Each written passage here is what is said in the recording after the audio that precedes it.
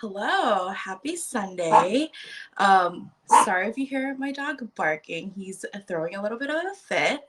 Um, but yeah, thank you so much for joining me again on this beautiful Sunday. I'm so excited to hang out again. And if this is your first show with me, my name is Carmen, and I am a fashion and beauty and lifestyle content creator based in San Francisco.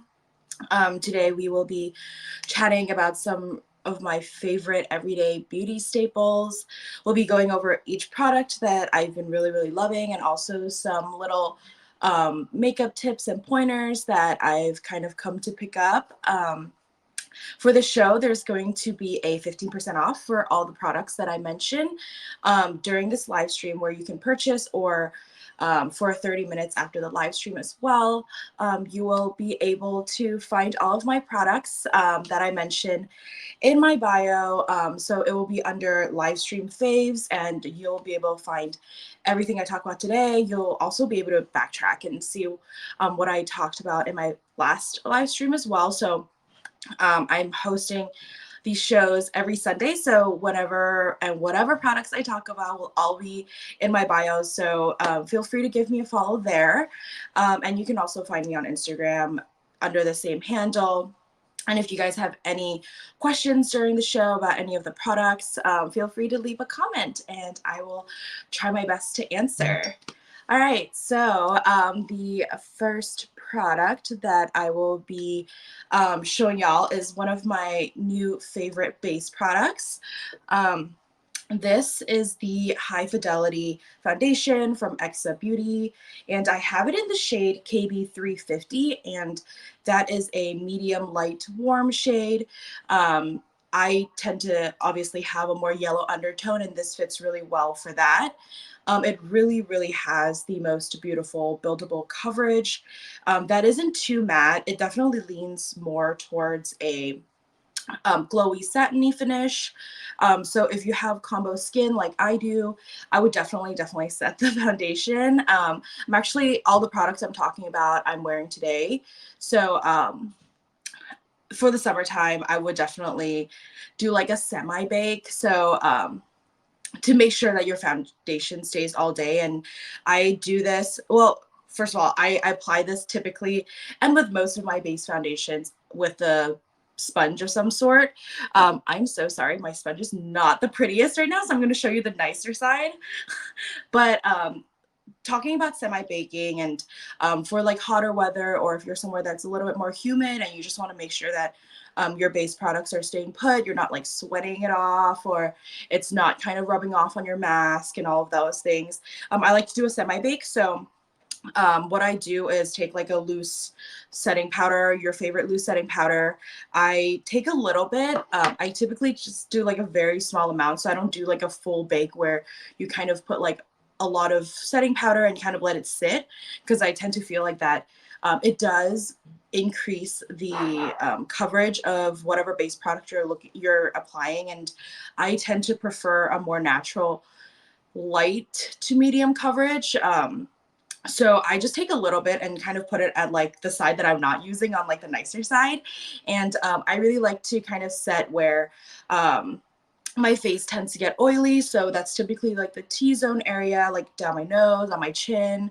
I also like to set on the under eye where I put concealer, um, to make sure it doesn't crease or anything, especially since my eye bags are not the most subtle. So I like to set that area, and also anywhere that you want your pores to be a little bit more blurred. So I have a lot of pores like around my smile lines or around my jaw, where I just want everything to look like a little bit more seamless. I will also do like a semi bake situation on there. And that really does the job. Sometimes, depending on the setting powder you use, if it is like a whiter powder, I would typically go in with like um, a couple of these things aren't in like the list of products that I'm like showing right now, but I typically like to go in with like some sort of slightly tinted setting powder compact. And I like to, as you can see, I've used like a lot of it, and especially for setting powders that are a little bit on the lighter or white side, I like to kind of do like an all over, just to like kind of like get rid of some of the white cast if there is any, especially if you're going out at night and you might be taking pictures, you don't want flashback. This is like kind of my tried and true method to make sure that none of the semi baking powder that I've used is going to flash back in photos. And back to the foundation. But this foundation is just really great. It contains a ton of antioxidants. It fights pollution, free radicals, so really amazing. If you live in a big city or the air quality where you're living is just not the greatest, it's always a nice to have, I think. It also contains microalgae that acts as a protectant for your skin. It has maki berry, which is really great for soothing. And also, of course, most people have heard of hyaluronic acid, of course, helps with keeping your skin hydrated. So it's just an all in all great base product, makeup product, but it still has all these really great skincare ingredients that really just help your skin breathe and protect it while you're still actually wearing something with coverage. On top of that, this product is also cruelty-free, vegan, gluten-free, if that's something that you're looking for, and also dermatologist approved. And oh, another thing to touch on, oh my God, guys, I kept the box, which my house is like completely covered with like leftover boxes and containers and all of those things.